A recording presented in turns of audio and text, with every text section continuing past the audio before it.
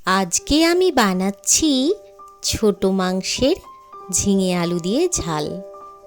ছোট মাংস বলতে একটু অবাকই হলে, তাই না বলো? ছোট মাংস বলতে আমি বলতে চাইছি এখানে আমি আজকে বানাচ্ছি গুগলির ঝাল। কে কে গুগলির ঝাল বা কষা খেতে ভালোবাসো প্লিজ আমাকে কমেন্ট করে জানিও।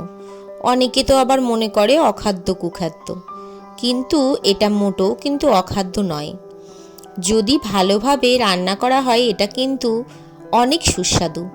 প্রথম আমি পেঁয়াজগুলো সর্ষের তেলে ভেজে তার মধ্যে গুগলিগুলো দিয়ে ভালো করে নাড়িয়ে এর মধ্যে ঝিঙে ডুমো ডুমো করে কেটে রাখা ঝিঙে আর আলুটা দেব, আর দেব স্বাদ মতো নুন। তারপর ভালো করে সব কটা ভেজে নেওয়ার পর দিয়ে দেব বড় বড় দুটো টমেটো, যাতে ব্যাপারটা একটু টক ঝাল হয় আর খেতেও হয় খুব সুস্বাদু। আর এর সাথে যদি একটু পাতলা ডাল হয় তাহলে তো ব্যাপারটা আরও জমে যাবে। আর না হলে তোমরা যদি মনে করো শুধু ঝাল দেওয়া দিয়ে ভাত খাবে তাহলেও ভালো হবে।